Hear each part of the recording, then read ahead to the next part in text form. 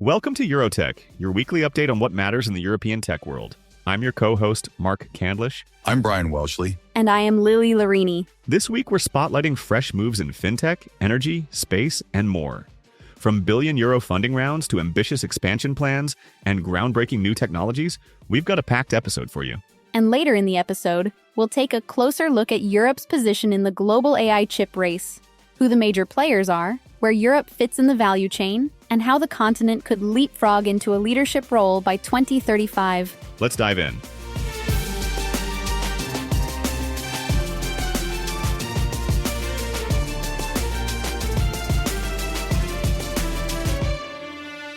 Berlin-based food delivery company Delivery Hero made headlines with a stock surge of nearly 15%. The spike followed news that activist investors are pressuring the company to consider selling parts or even the whole business. These investors believe the company is worth more broken up than it is as a whole. Delivery Hero operates in several regions and has expanded rapidly through acquisitions, including a stake in Glovo. But the firm hasn't been profitable on a consistent basis, and the sector as a whole has cooled off since the pandemic boom. The new pressure could result in the company launching a strategic review, potentially leading to asset sales, a merger, or even a complete sale to private equity or a rival firm. Activist investors targeting a high-profile European tech company tells us two things. First, that the food delivery space is ripe for consolidation, and second, that shareholder patience with non-profitable tech firms is wearing thin. It's a clear signal that investors expect stronger returns, not just growth. Companies that don't deliver on profitability may find themselves forced into strategic decisions sooner than planned.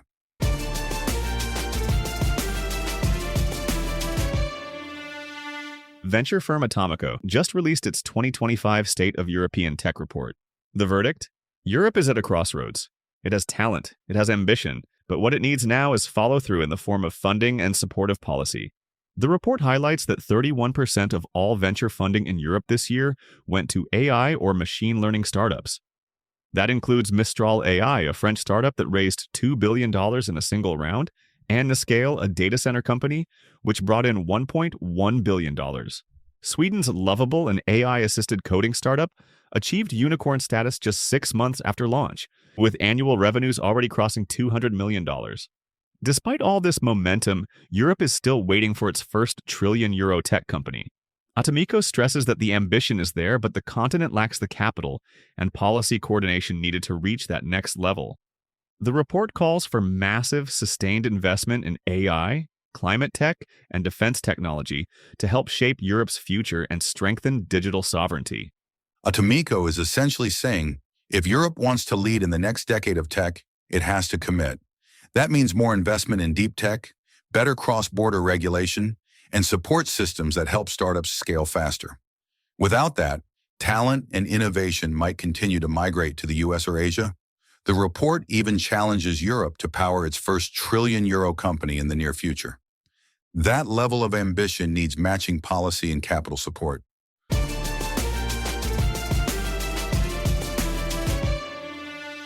German software giant SAP has announced the launch of its new EU AI cloud platform. This platform is designed to give European businesses access to advanced AI and cloud tools, while ensuring data stays within EU borders and complies with privacy laws like GDPR. SAP is collaborating with partners including Cohere, whose AI models will be integrated into SAP's platform, and Mistral AI, to bring in powerful agentic AI capabilities. The infrastructure includes SAP's own European data centers and allows for deployment via trusted local providers or even on-premise setups. This is important for two reasons. First, it gives Europe a shot at building AI infrastructure that's independent of the big US cloud giants. Second, it enables sectors like government, healthcare, and finance to adopt AI safely and securely within the legal frameworks they operate in. Expect to see other European companies and institutions exploring similar sovereign solutions.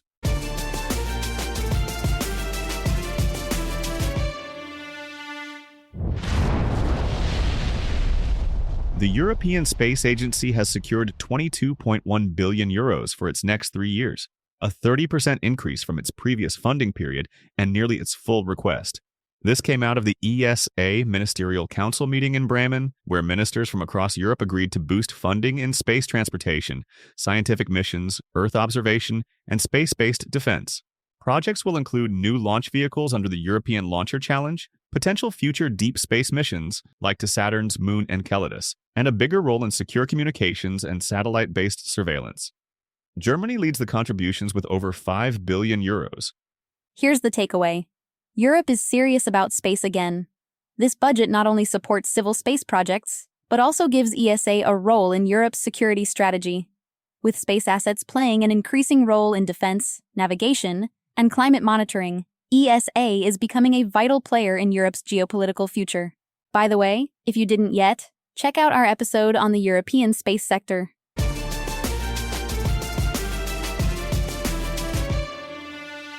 Dutch online grocer Picnic raised 430 million euros from existing investors to expand operations in Germany and potentially new markets.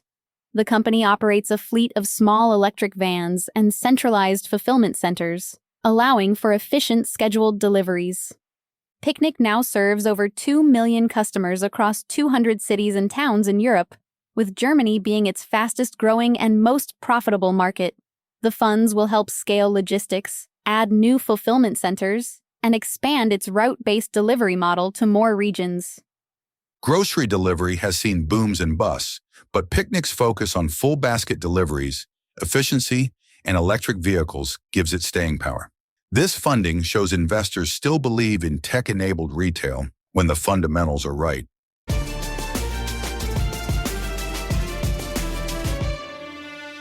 In Spain, Stellantis and Chinese battery giant CATL have broken ground on a 4.1 billion euro EV battery factory. The plant, located in Figueruelas, will produce lithium iron phosphate, LFP cells, and is expected to generate over 4,000 jobs. The facility will be powered entirely by renewable energy and is positioned next to a Stellantis vehicle plant, making the battery supply chain more efficient. It's also notable for using LFP chemistry, which is cheaper and safer than other options, although slightly less energy dense. This factory is about more than just production. It reflects how European automakers are working with Asian partners to secure battery supply and catch up in the EV race. It's also about industrial policy. Spain wants to become a battery hub, and this investment helps make that real.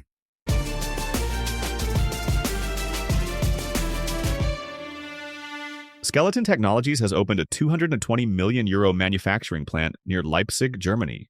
The factory will produce ultracapacitors, fast-charging energy storage devices based on graphene, used in grid stabilization, industrial equipment, and backup power for AI data centers. Unlike batteries, these ultracapacitors don't rely on lithium or cobalt, and they last longer. Customers already include Siemens, General Electric, and Hitachi Energy. The superfactory is expected to significantly increase Skeleton's output capacity. This launch is important for two reasons. It shows how Europe can industrialize its own deep tech, and it reduces dependence on imported raw materials. Ultracapacitors aren't mainstream yet, but they are crucial in a world of electrified, AI-driven systems.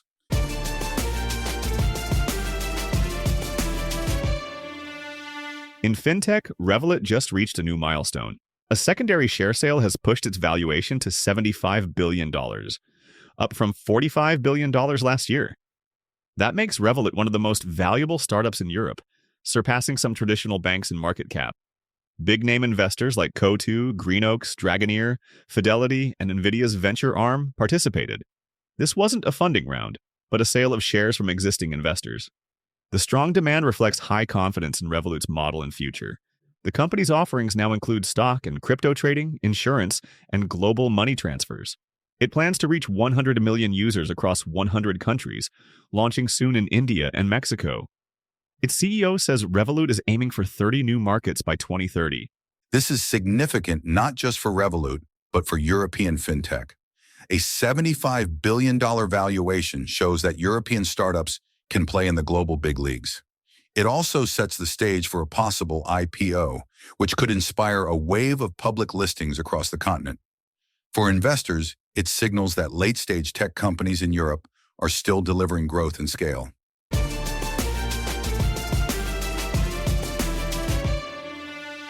And now, this week's deep dive. Artificial intelligence chips, semiconductors optimized to accelerate machine learning, have become strategic assets. Whether it's Nvidia's graphics processing units or GPUs powering training of massive neural networks, Google's custom tensor processing units, or TPU, built for inference, or Huawei's Ascend chips, developed under U.S. export pressure, these processors are now core to the global tech race. In this week's deep dive, we'll explore major players in AI chips, focus on Europe's underappreciated role, and finally sketch future scenarios for how Europe could lead the next wave of innovation by 2035.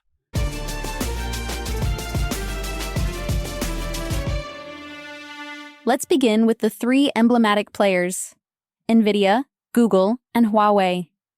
Nvidia dominates with its GPUs, originally designed for graphics but highly effective for parallel computing. Its Compute Unified Device Architecture, CUDA, software ecosystem is deeply entrenched.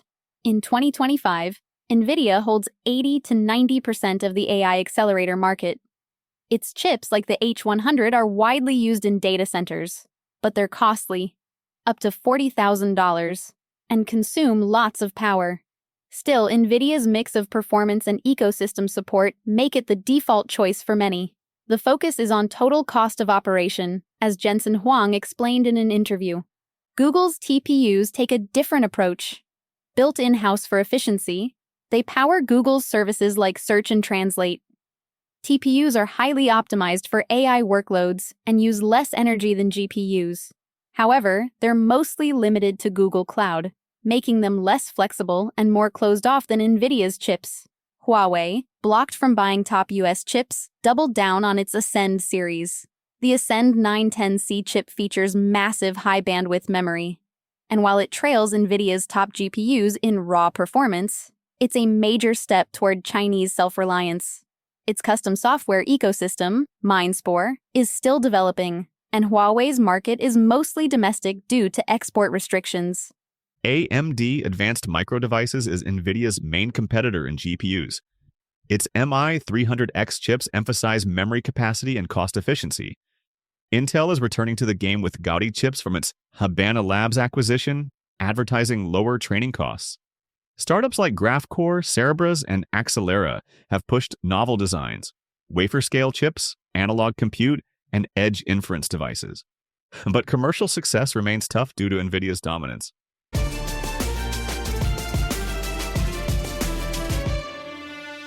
Now let's turn to Europe.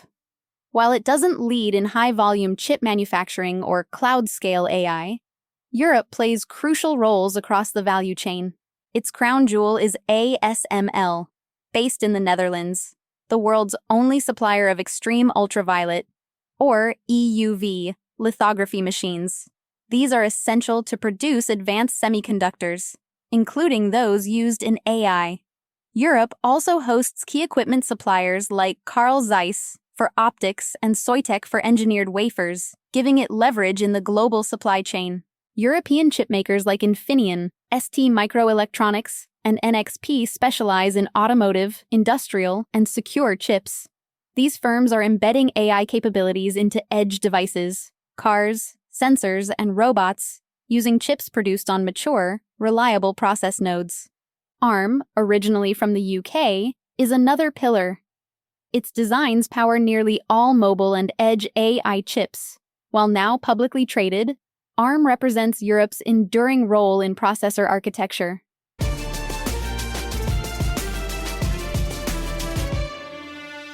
European startups are targeting specific niches. Graphcore built its Intelligence Processing Unit, or IPU, before being acquired by SoftBank. SciPearl is leading the European Processor Initiative with high core count CPUs for supercomputing. Axelera focuses on edge AI chips and has launched its Europa chip line. There's also a wave of neuromorphic and quantum computing startups, SynSense, Pascal, IQM, exploring brain-inspired or next-generation architectures. Research centers like IMEC in Belgium and CEA Lati in France support this wave through prototyping and design. Europe's comparative advantage lies in industrial users. Car manufacturers, telecom firms like Nokia and Ericsson, and government labs could drive demand for tailored AI chips. especially where energy efficiency, safety, and long product lifespans matter more than raw performance. Because AI chips are not just about speed, they shape who controls tomorrow's computing platforms. Europe may not compete head-on with Nvidia or TSMC, Taiwan Semiconductor Manufacturing Company, but its equipment, materials, and strategic verticals, like automotive and secure embedded systems, give it leverage. The AI chip market is projected to exceed $300 billion by 2030. Europe doesn't need to capture all of it. Dominating select segments, such as edge AI for industrial robotics or neuromorphic chips for low-power sensors, could be transformative. And because the AI value chain is global, being indispensable at any stage, be it lithography, software stacks, or trusted chip manufacturing, can translate into economic power.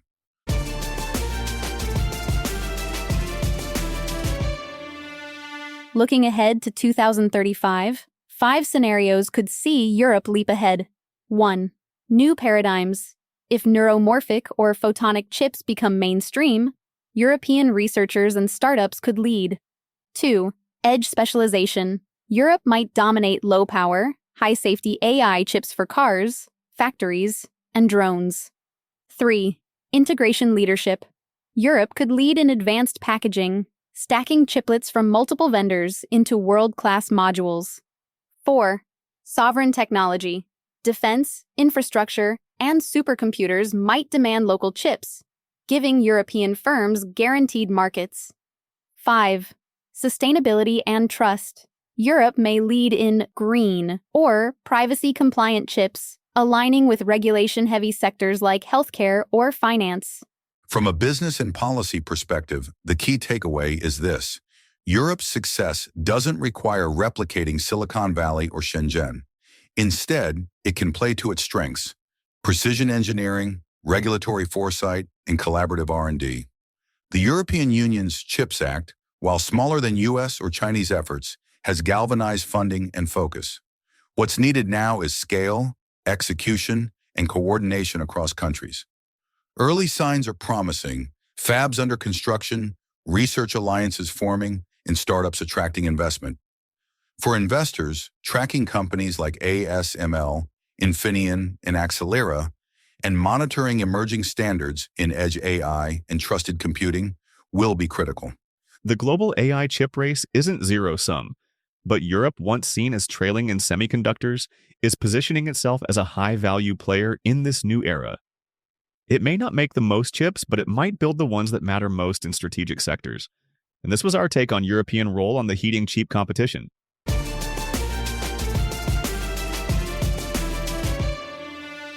From delivery, Hero's strategic crossroads to Revolut's breakout valuation, and from space budgets to sovereign AI clouds, this week's headlines show a Europe in motion, restructuring, scaling, and doubling down on tech leadership.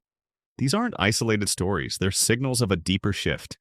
Whether it's ultracapacitors in Leipzig or 4 billion euros EV battery plants in Spain, Europe is building the industrial backbone for a digital future. And as we've seen in AI chips, the region's strengths in precision tools, trusted infrastructure, and edge innovation could position it not just to catch up, but to define the next phase of global tech. Thanks for listening to EuroTech.